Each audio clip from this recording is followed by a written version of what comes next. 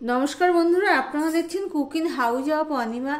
একটা সুস্বাদু টমেটোর চাটনি তোমাদের সাথে শেয়ার করব। তার জন্য দেখো এখানে আমি 500 গ্রামের মতন টমেটো নিয়ে নিয়েছি। এই টমেটোগুলোকে আমি কেটে নেব। এগুলো আমি ধুয়েও নিয়েছি।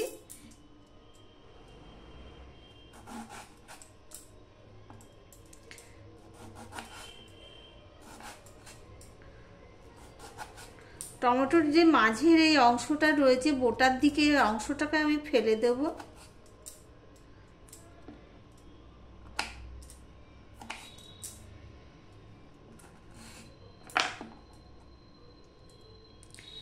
এইভাবে ছোট ছোট করে আমি টমেটোগুলো কেটে নিয়ে ফিরে আসছি। বন্ধুরা দেখতে থাকো। দেখো বন্ধুরা, টমেটোগুলো আমি এরকম ছোট ছোট করে কেটে নিয়েছি।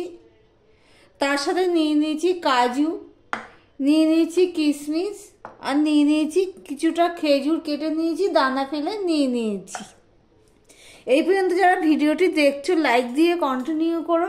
দেখো বন্ধুরা, একটা কড়াই বসিয়ে দিয়েছি। কড়াইটা গরম হয়ে গেলে এখানে আমি সাদা তেল দিয়ে দিলাম।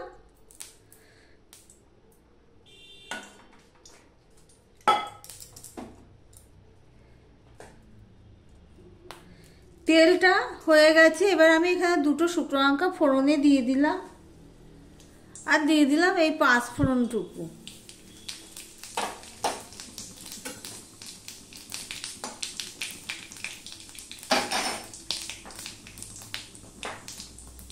পাঁচ ফোড়নটা দেখো লাল লাল হয়ে ভাজা হয়ে গেছে। এবার আমি কেটে রাখা টমেটোগুলো দিয়ে দেবো।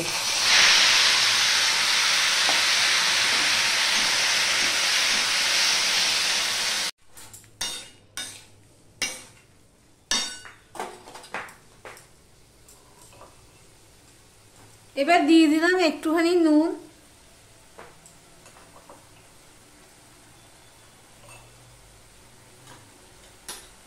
দিয়ে দিলাম হলুদটুকু।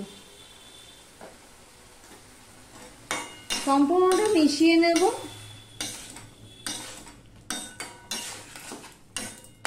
এবার আমি ঢাকা দিয়ে দিলাম 5 মিনিটের জন্য।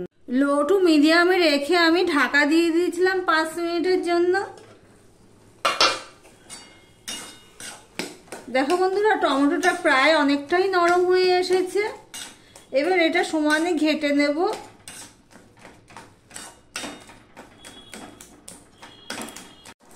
দেখো বন্ধুরা, ঘেটে ঘেটে পুরোটা আমি পেস্ট করে নিয়েছি প্রায় অনেকটাই। এবার এর মধ্যে দিয়ে দিচ্ছি খেজুর। টমেটো চাটনি করতে গেলে টমেটোগুলো একটু লাল লাল পাকা পাকা নিলে দেখো কালারটা কি সুন্দর হয়েছে।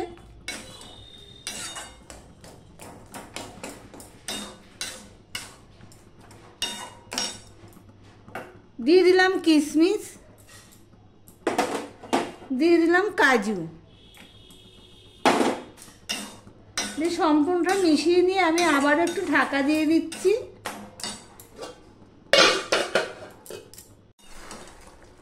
আমি 2 মিনিটের মতন ফুটিয়ে নিয়েছি।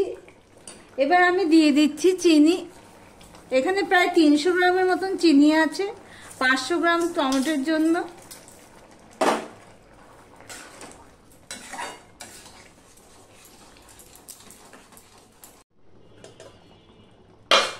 আমি চিনি দিয়ে একটু ঢাকা দিয়ে দিলাম। দেখো চিনিটা সম্পূর্ণ গলেও গেছে আর জালও পড়ে গেছে।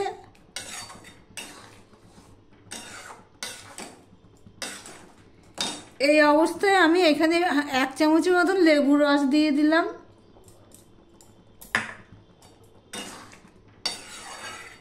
আমার ভিডিওটি যদি ভালো লেগে থাকে প্লিজ লাইক কমেন্ট শেয়ার করে দিও। যারা নতুন বন্ধু ভিডিওটি দেখছো এখনো পর্যন্ত সাবস্ক্রাইব করোনি তাদেরকে অনুরোধ করছি সাবস্ক্রাইব করে পাশে থাকার জন্য। দেখো লেবুর রসটা দিয়ে আমি তোমরা চাইলে এখানে সাইট্রিকও দিতে পারো।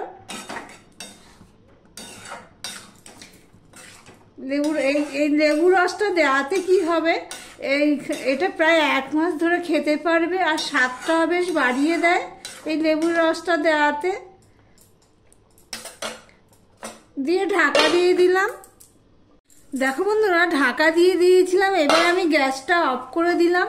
এর মধ্যে এবার একটা ভাজা মশলা দেব। এই ভাজা মশলাটার মধ্যে রয়েছে 2 চামচ মৌরি আর 5 ফোড়ন 2 চামচ, সব একসাথে গুঁড়ো করে রেখেছিলাম। তার থেকে এখানে যে পরিমাণ মশলা ভাজা মশলা লাগবে সেটা আমি নিয়ে নিয়েছি। এই মশলার রেসিপিটি আমার ক্যাপসিকাম চাটনিতে রয়েছে, চাইলে তোমরা দেখে নিতে পারো। গ্যাসটা কিন্তু আমি অফ করে দিয়েই ভাজা মশলাটা দিয়েছি।